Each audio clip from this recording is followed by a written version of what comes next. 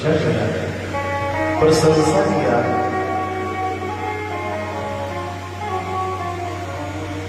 अब मैं क्या जवाब दूंगा? तो नारद जी ने सोचा काम यहीं से बनने वाला है। अभी तो देवी पार्वती के चिंतन में थी, पर चिंता में आ गई। और जब चिंता में आई तो नारद बाबा ने सोचा कि अब यहाँ से प्रस्थान कर लेना चाहिए। तो नारद जी महाराज पार्वती मैया से कहते हैं कि देवी मैं यहाँ से प्रस्थान करना चाहता हूँ, चलना चाहता हूँ।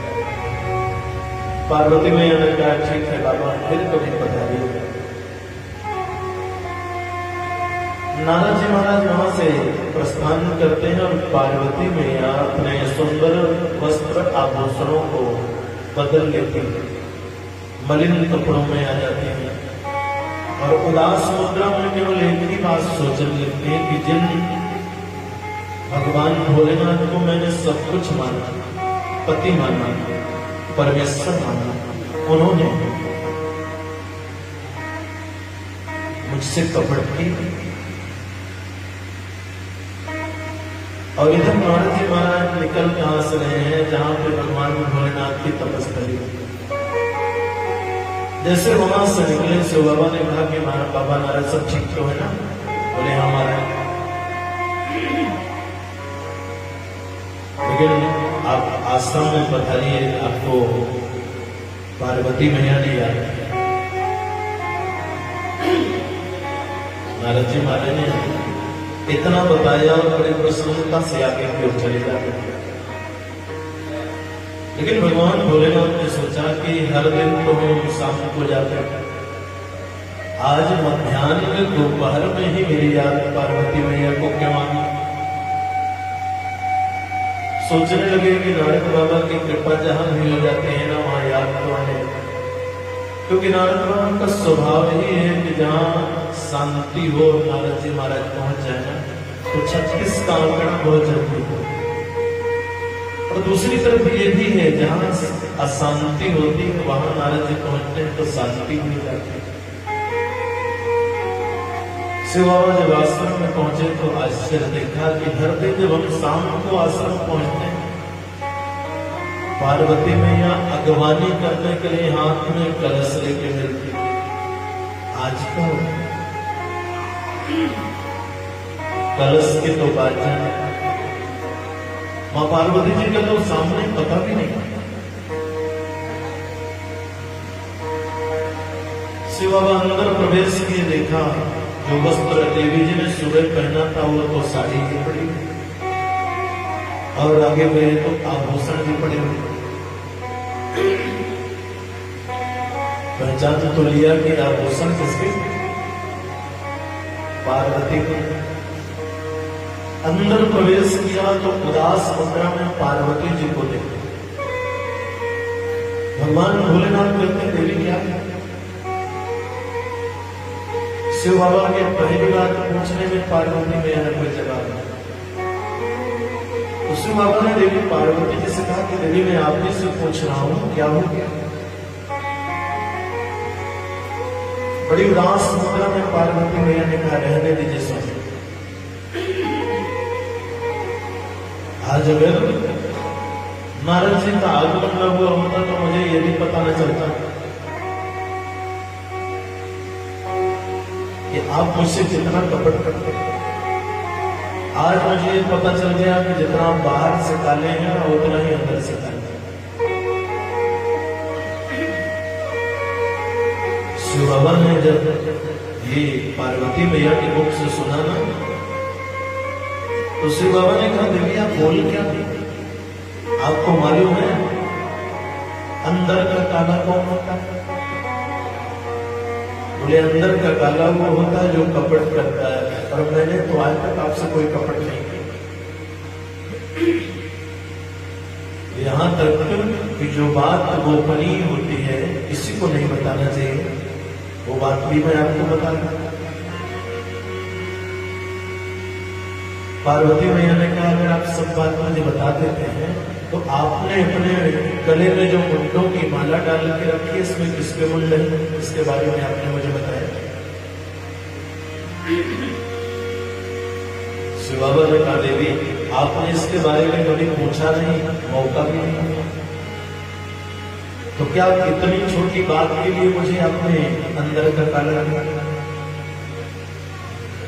पार्वती मैया कहते देवी स्वामी आपके लिए छोटी बात होगी, लेकिन मुझसे पूछे कि मेरे लिए कितनी बड़ी बात है। नारद जी के सामने आपकी प्रशंसा करने में मुझे लगता था मैं कितनी प्रशंसा आपकी कर जाऊंगा। और वही नारद बाबा ने जब मुझे कहा कि बाबा शिव के गले में जो मुंडों की माला पड़ी इसमें किसके मुंड, तो मेरे पास कोई जवाब नहीं। मुझसे पूछे उस समय मुझे इतनी शर्मिंदगी लगी।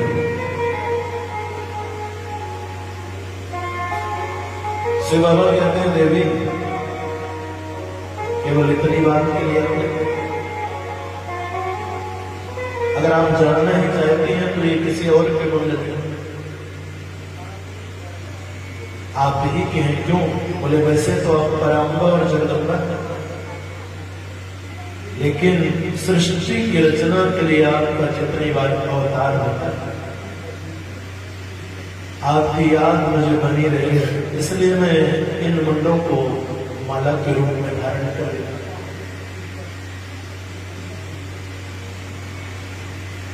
पार्वती मैया ने पूछा ठीक है स्वामी मेरी याद में आप इन मुंडों को धारण कर लेते हैं, ये तो मेरे मुंड रहे पर आपके मुंड का।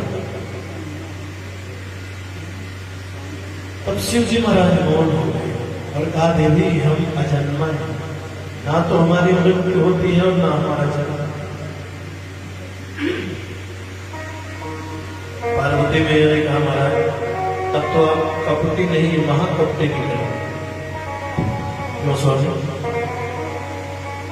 शिव बाबा कहते हैं क्यों देवी आप ऐसा किया? बोले महाराज नारद बाबा ने एकदम सही बात कही कि दुनिया ना स्वार्थी हो। आज वो सामने दिखाई दे, एक तरफ आप मुझसे प्रेम करते और दूसरी तरफ आपकी मृत्यु नहीं होती, तो महाराज ये तो स्वार्थ हुआ। और इतना कहकर के पार्वती मैया ने शिव बाबा के चरणों को पकड़ लिया। तब तक उठने वाली नहीं हूं जब तक आप मुझे वचन नहीं देंगे। कौन सा? बोले जो दवा आपने खाई है आपकी मृत्यु नहीं होती, वो दवा मुझे नहीं। शिव बाबा ने हाँ कर दिया, लेकिन एक शर्त रख दिया कि वो दवा तो हम आपको खिलाएंगे, लेकिन शर्त क्या है? बोले जहां दवा हम आपको पिलाएंगे उस जगह में हमारे और आपके सिवा कोई तीसरा नहीं हो। पार्वती मैया ने हाँ किया। शिव और शिवा हिमालय की एक ऐसी गुफा में पहुंचते हैं जहां पे मन शांत हो रहा है, और वहां पर शिव बाबा ने पहुंच करके ना ताली बजाई, और जो ताली बजाई जो संशय रूपी पक्षी थे वो भी उड़ के चले। पर कथा यही से मोड़ लेती है। उसी समय वो लोग धाम में श्री राधा जी को प्रणाम करने के लिए सुखदेव भगवान गए, और राधा जी ने सुखदेव जी से कहा कि बेटा आपको मृत्युलोक जाना है और वहां जाकर के घर घर में जन जन में श्रीमद् भागवत धर्म का प्रचार करना। सुखदेव जी महाराज कहते हैं मैं जाऊं तो, लेकिन अगर मैं मृत्युलोक में गया तो भगवान की माया मुझे भजन नहीं करती। यहां तो 2-4 माला आपके नाम का जप कर देता, लेकिन राधा जी कहते हैं कि नहीं बेटा तुम्हें जाना है, और मैं वचन देती हूं कि विष्णु की माया तुम्हें जरा भी ग्रसित नहीं। श्री सुखदेव जी महाराज वहां से अंतर ध्यान होते और हिमालय के उसी जगह में नास्यु और शिवा पहुंचे।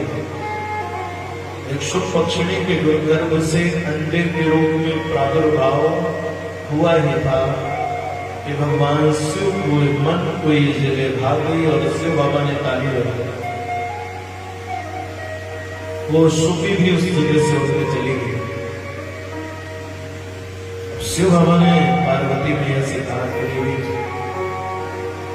हम ये अमर कथा तो आपको सुनाएंगे, लेकिन आंख बंद करके सुनिए।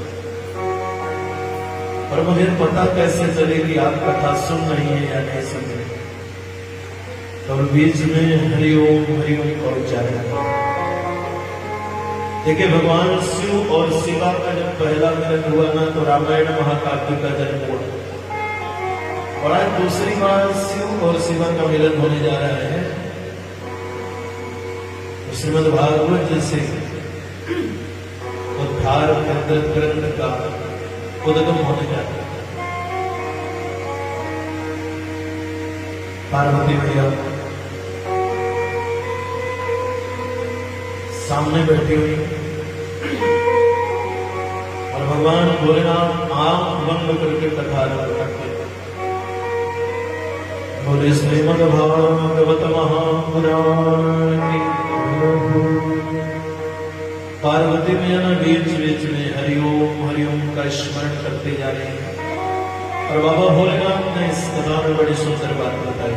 सदा से प्यार श्रीमद् भागवती कथा यस्याः स्मरणमात्रेण हरिश्चित्तं समाश्रये। क्या बताया? एक बार नहीं, सदा सेव्य सदा सेव्य। ये अवसर जीवन में जितने बार मिले ना, चूकिए नहीं, छोड़िए नहीं। कौन सा अवसर? श्रीमद् भागवती कथा। होता क्या है? बोले यस्याः स्मरणमात्रेण हरिश्चित्तं समाश्रये।